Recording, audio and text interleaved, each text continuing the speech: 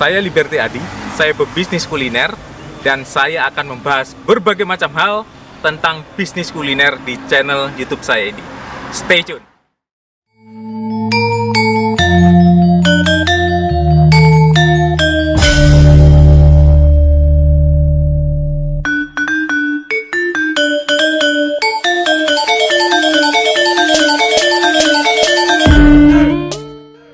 Saya Liberty Adi, saya berbisnis kuliner.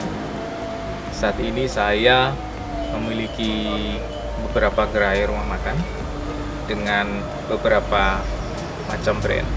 Pegawai saya sekitar 300 orang dan saya menggeluti bisnis kuliner sekitar 15 tahun.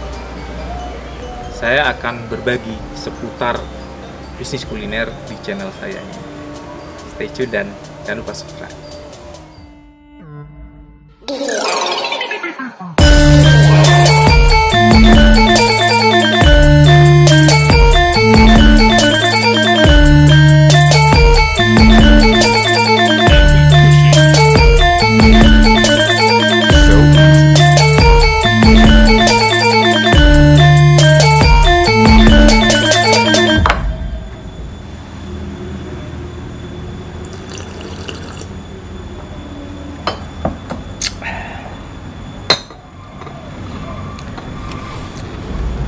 Saya membuka konten yang pertama untuk channel saya tentang alasan kenapa memilih bisnis kuliner. Ada beberapa alasan pebisnis memilih bisnis kuliner atau usaha kuliner, termasuk saya. Yang pertama adalah setiap orang pasti membutuhkan makan setiap hari. Alasan itu nampaknya cukup kuat untuk kita membuka sebuah bisnis kuliner. Bandingkan dengan bisnis yang lain, mungkin bisnis pakaian, bisnis HP atau gadget atau elektronik dan bisnis lainnya. Itu bukan kebutuhan pokok setiap orang setiap hari. Tapi berhubungan dengan kuliner adalah kebutuhan masyarakat Indonesia setiap hari. Siapa sih orang Indonesia yang hampir tiap hari itu tidak makan atau jajan? Meskipun mungkin hanya beli gorengan atau beli camilan, beli jajanan, orang Indonesia faktanya adalah suka makan atau suka ngemil. Maka dari itu, bisnis kuliner adalah sebuah bisnis yang menjanjikan. Alasan yang kedua adalah margin keuntungan yang bisa didapat melalui bisnis kuliner.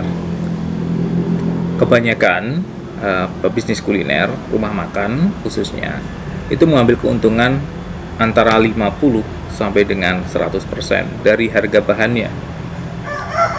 Memang ada beberapa rumah makan yang mengambil margin lebih sedikit dari 50%. Mungkin ada yang hanya sekitar 10 sampai 20%. Namun biasanya rumah makan ini mainnya dalam partai yang banyak, misalkan catering atau nasi box, atau memang rumah makan yang hariannya bisa mendapatkan ratusan bahkan ribuan pelanggan. Jadi mereka mendapatkannya dari banyaknya pelanggan meskipun keuntungannya sedikit. Alasan yang ketiga adalah bisnis kuliner ini bisa dijadikan salah satu upaya ibadah. Maksudnya adalah apabila mohon maaf mungkin hari itu tidak habis dan makanannya itu masih layak dimakan, dikonsumsi, kita bisa bagi-bagikan kepada kaum-kaum yang membutuhkan. Jadi kita niatkan sekalian bersedekah. Soal panjang, ingat tadi itu bukan makanan sisa, tetapi masih layak untuk dikonsumsi, masih enak, masih sehat untuk dikonsumsi. Kita niatkan bersedekah.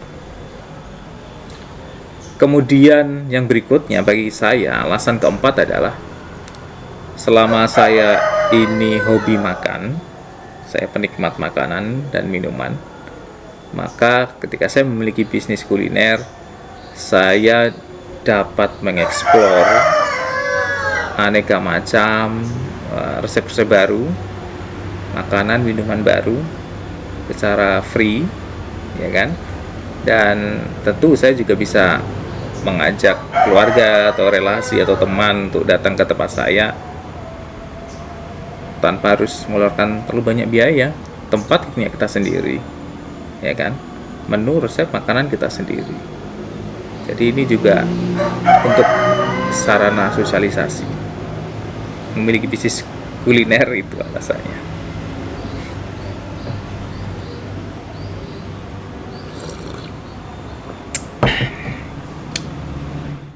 Oke, demikianlah alasan kenapa kita memilih bisnis kuliner.